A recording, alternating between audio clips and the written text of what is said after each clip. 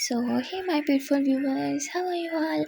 I hope you are doing very well and welcome back to my channel. So, guys, आप लोगों ने तो देखा ही था love my gangster girl love story के प्रीवियस पार्ट में कि हाँ माही और आसिया जहाँ एक दूसरे की बाहों में सुकून से सो रहे थे, वहाँ दूसरी तरफ सिया जिसे बिल्कुल भी नींद नहीं आ रही थी और वो बस बार बार उठ के माही और आंची को देख रही थी।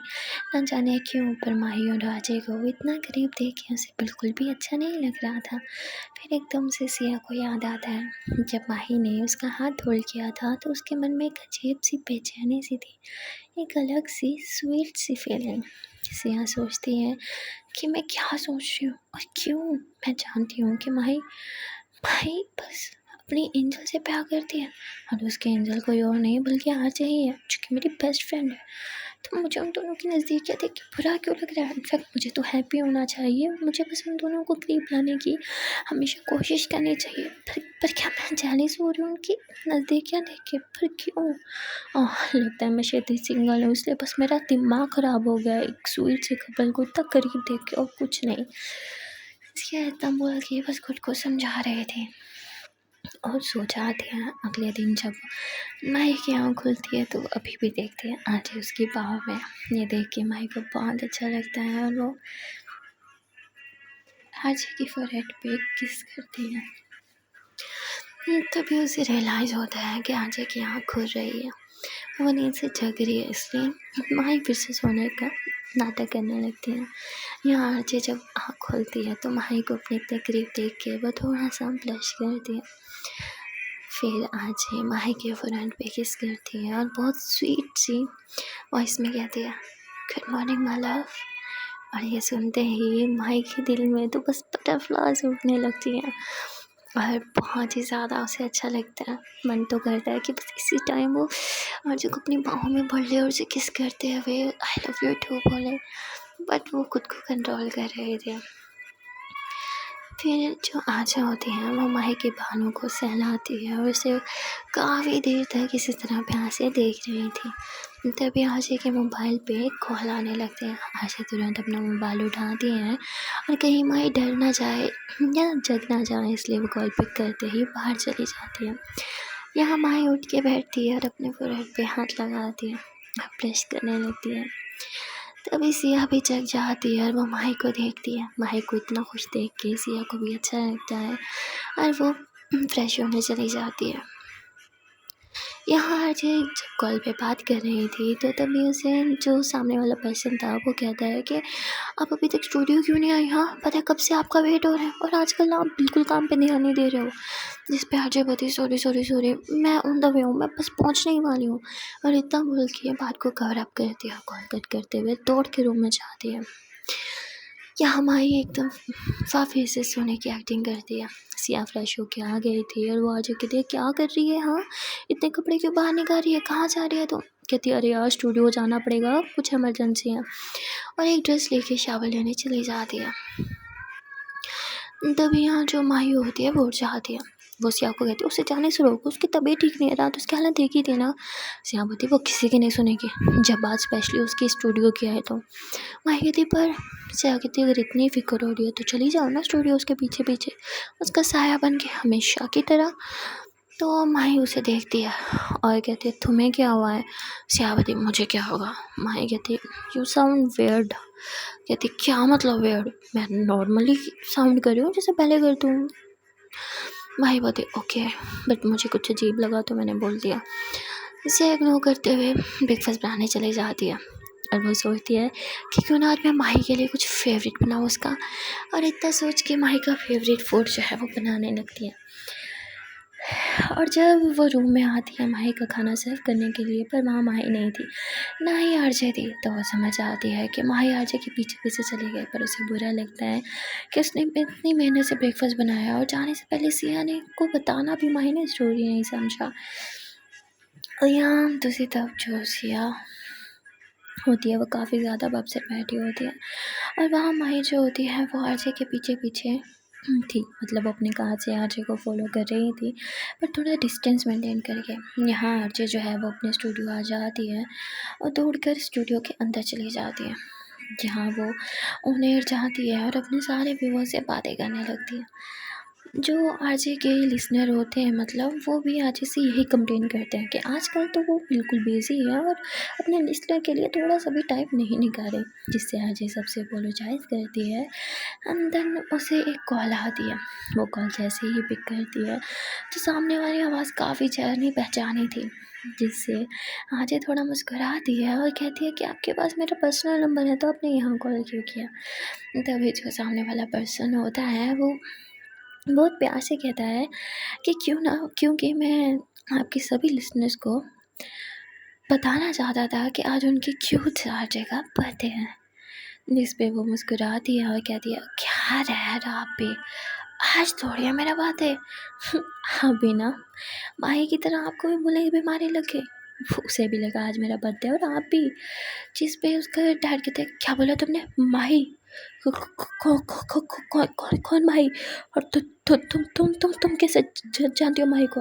उसके डैड उसके डैड की बात सुन के आरजे कहते मैं तो जानती हूँ पर क्या आप भी माही को जानते हैं।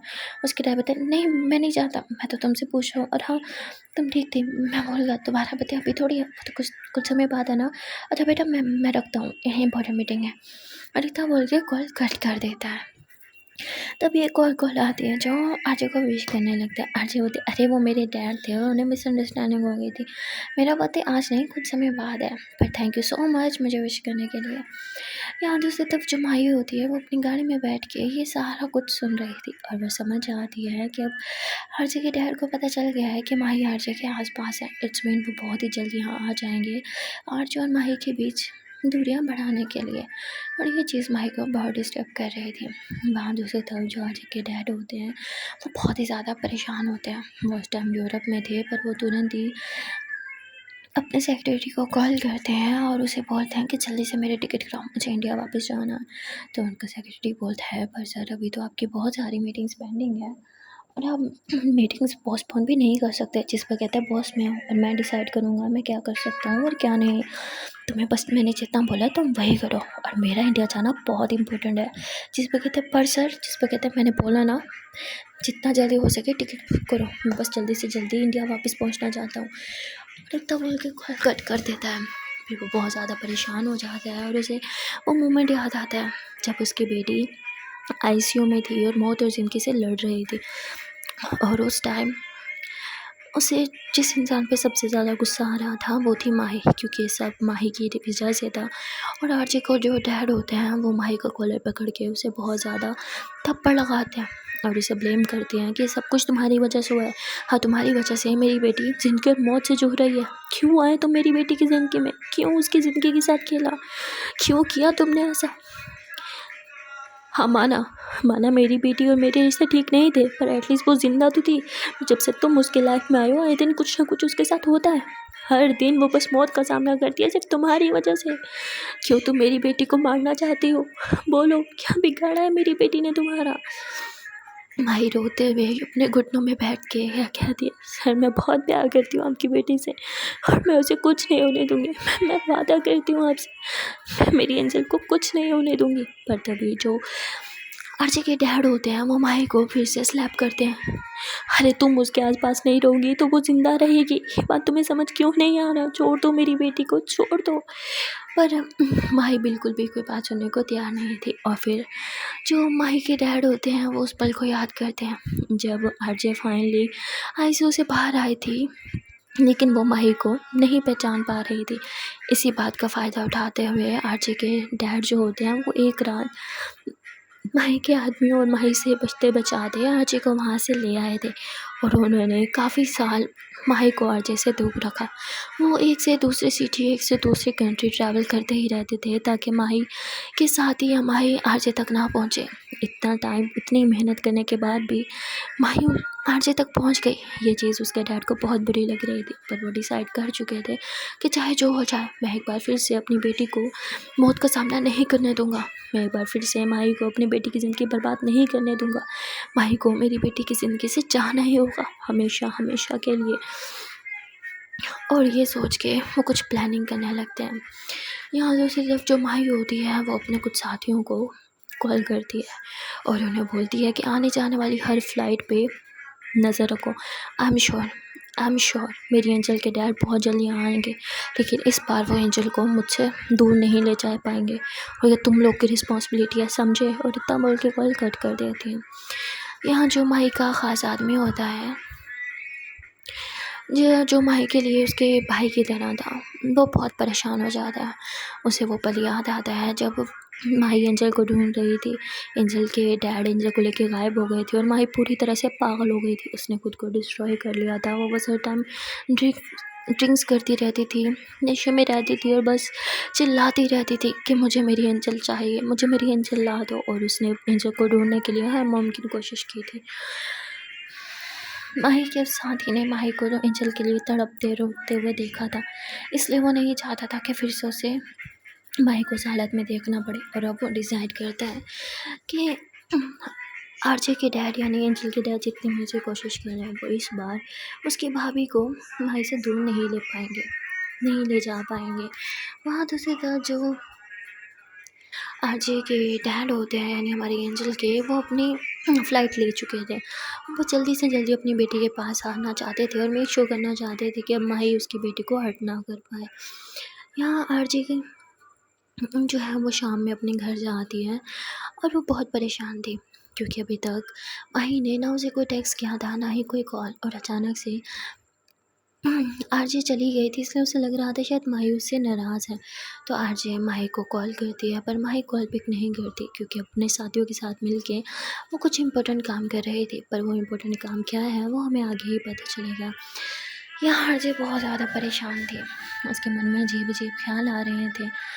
तभी सिया आरजे को परेशान देखती है तो उससे पूछती है कि क्या हुआ। आरजे कहते हैं मुझसे सुबह बहुत बड़ी गलती होगी, मैं माही को बिना बाय बोले चली गई। मुझे लगता है माही मुझसे नाराज़ है, ना ही वो मेरे मैसेज सीन कर रही है और ना ही मुझे कॉल कर रही है। माही कहाँ चली गई, मुझे कुछ समझ नहीं आ रहा। सिया कहती है मुझे लगता है तुम ज़्यादा ही सोच रहे हो। तुम जब उसे बाय बोल के नहीं गए, इसलिए वो परेशान नहीं होगी। इस बात पे वो नाराज़ नहीं होगी, वो कोई बच्ची नहीं है। वो समझेगी कि तुम्हारी कोई इमरजेंसी होगी एंड आई एम श्योर वो भी किसी काम में होगी। जब फ्री होगी तो तुम्हें कॉल बैक कर लेगी। It's not a big deal, तुम इतना परेशान क्यों हो रही हो। अच्छा बोलती तुम्हारे लिए की बिग डील नहीं है, पर मुझसे पूछो, मेरा मन बैठा जा रहा है। ठीक तो होगी ना, वो कभी ऐसा नहीं करती, मैंने कॉल ज़रूर पिक करती है। सिया कहती है अच्छा ठीक है तुम शांत हो जाओ। अच्छा कहती तुम एक बार कॉल करो ना। सिया कहती अरे उसने मेरी कॉल क्यों उठानी है, जबकि उसने तुम्हारी नहीं उठाई। मुझसे ज़्यादा तुम मसले इंपॉर्टेंट हो, समझी, तो तुम्हारी कॉल पिक करेगी, मेरी नहीं। अजय कहती पर मैंने बहुत बार कॉल किया, वो नहीं उठा रही, एक बार तुम करो ना प्लीज़ मेरे लिए। सिया बोलती है फ़ाइन। पर सिया को पूरी उम्मीद थी कि माही उसका कॉल पिक नहीं करेगी, लेकिन जैसे ही रिंग होता है आगे से तुरंत ही कॉल पिक हो जाती है। और ये देख के सिया बहुत शौक थी और आरजे को काफ़ी गुस्सा आ रहा था कि माही ने उसकी कॉल तो पिक नहीं की, पर सिया की तुरंत ही कर ली। तभी सिया जो है वो कॉल स्पीकर पे लगाती है। माही कहते हैं क्या हुआ सिया, क्या सब ठीक है, अजय ठीक है ना, तुम इससे मुझे कॉल क्यों कर रही हो। इससे पहले सिया कुछ बोले अजय मोबाइल अपने हाथ में लेती है। ओ वाह, तो तुम्हें बस मेरी ही कॉल नहीं दिखती, बाकी तो सबकी दिख जाती है।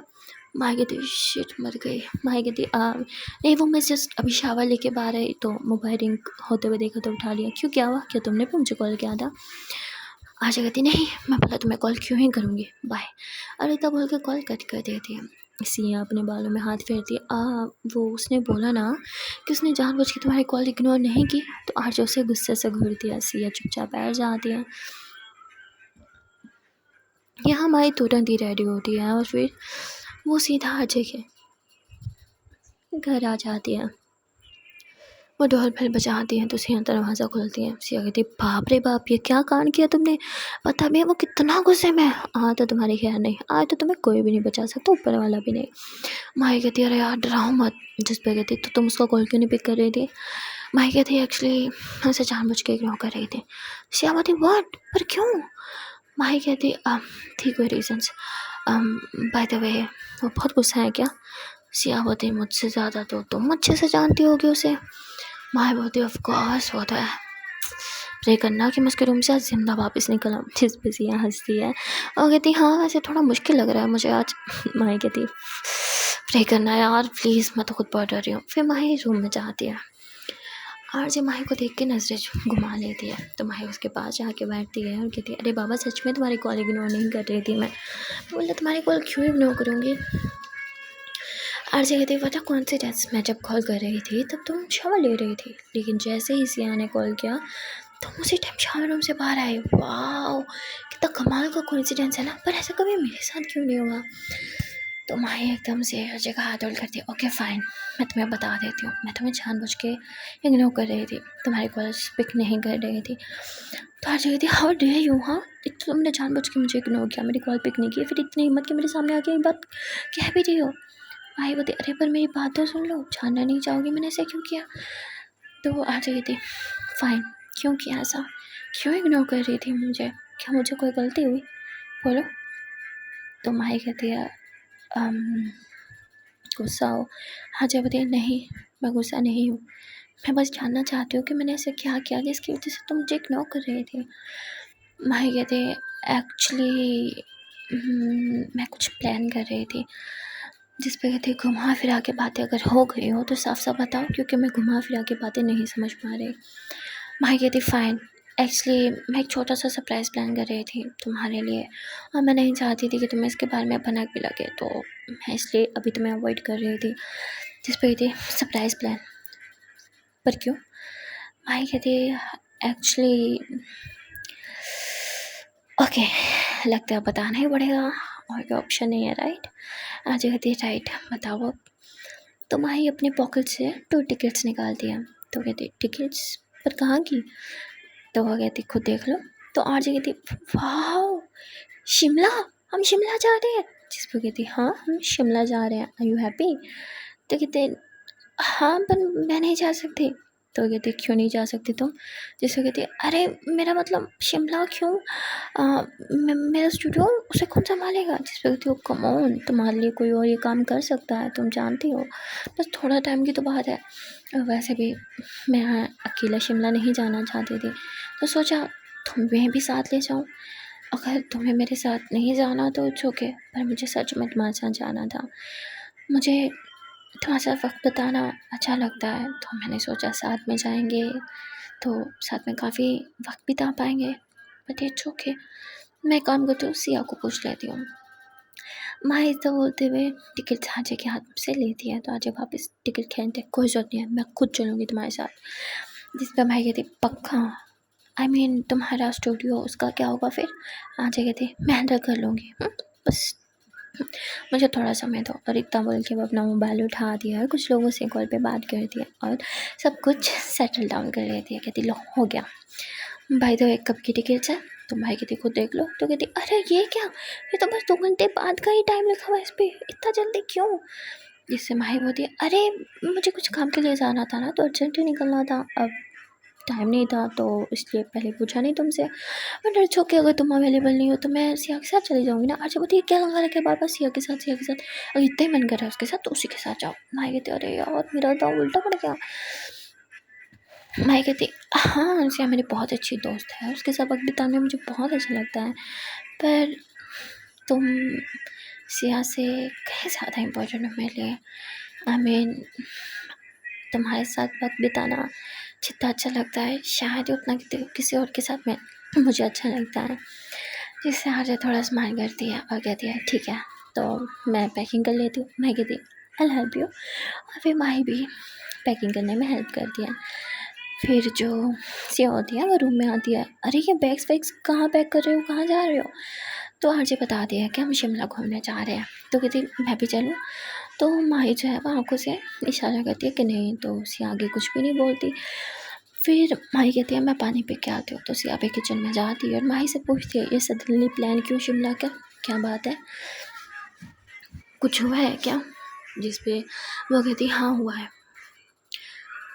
एक्चुअली आज के डैड आज ये मेरे बारे में सब जानते हैं, और लास्ट टाइम उन्हीं की वजह से मैं मेरी जान से दूर हुई थी, पर इस बार नहीं, आई एम श्योर वो वापस ज़रूर आएंगे। उन्हें पता चल गया है कि मैं यहाँ हूँ आजे के आसपास, इसलिए फिर से हमें सेपरेट करने के लिए ज़रूर आएंगे। इससे पहले वो यहाँ आए, मैं आजे को लेके यहाँ से चले जाना चाहती हूँ। Siya are you out of your mind, तुम मुझे यहाँ से लेकर दूर जा रही हो हमेशा के लिए। माही कहते नहीं, इट्स नॉट परमानेंट, बस कुछ दिनों की बात है। तो कहती फिर क्या होगा, कुछ दिनों के बाद तो तुम वापस आओगे, तो अजय के डैड क्या फिर तुम्हें अलग करने की कोशिश नहीं करेंगे। माही कहती मुझे भी कुछ समय चाहिए, उन्हें सडनली हमारे बारे में पता चला है, वो कभी भी यहाँ आ सकते हैं, इतनी जल्दी मैं कुछ सोच नहीं पा रही, तो बस कुछ टाइम के लिए मैं अजय को यहाँ से लेके जा रही हूँ, जब तक मैं कुछ और सोच नहीं लेती या अजय के मन में अपने लिए और स्ट्रॉन्ग फीलिंग्स नहीं डाल देती। अजय को मुझे अपने प्यार में पागल करना होगा, जैसे मैं उसके प्यार में पागल हूँ, फिर अजय के डैड भी उसे मुझसे दूर नहीं कर पाएंगे, समझे। सियागती से कुछ नहीं होगा, वो तुम्हारे प्यार में पहले से ही पागल है, फिर उसे रियलाइज़ लाओ कि तुम भी उसके प्यार में हो, फिर ही कुछ बात बनेगी।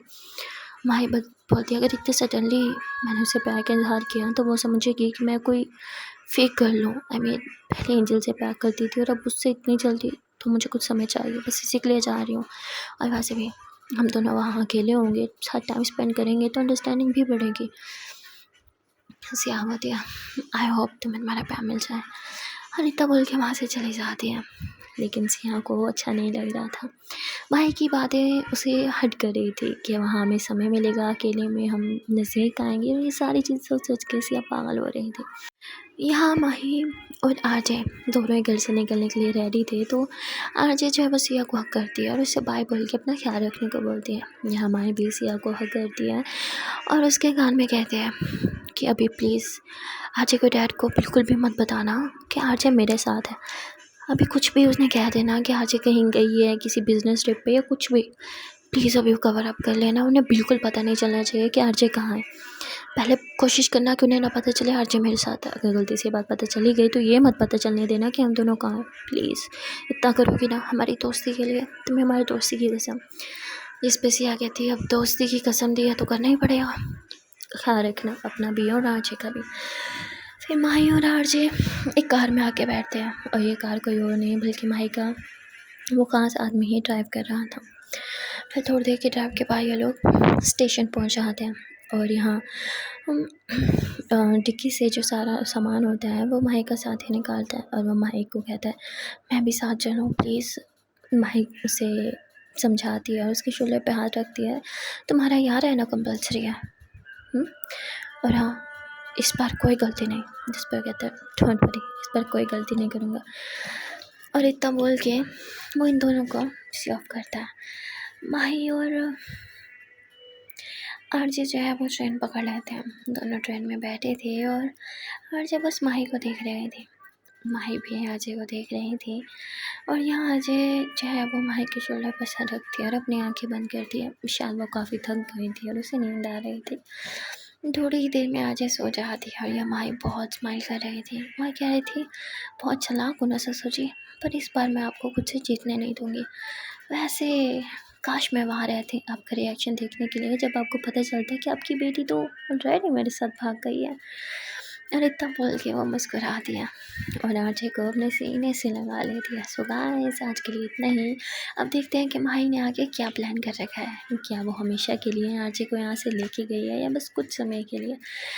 और यहाँ आरजे के डैड जब उन्हें पता चलेगा कि माही उनकी बेटी को लेके रफू चक्कर हो गई है तो उनका रिएक्शन क्या होगा, वो किस तरह से खुद को संभालेंगे और क्या वो माही और आरजे की लोकेशन का पता कर पाएंगे। आप लोग को क्या लगता है, अपना ओपिनियन कमेंट सेक्शन में ज़रूर शेयर करना। मिलते हैं फिर नेक्स्ट बार में। Till then tata bye bye and take care.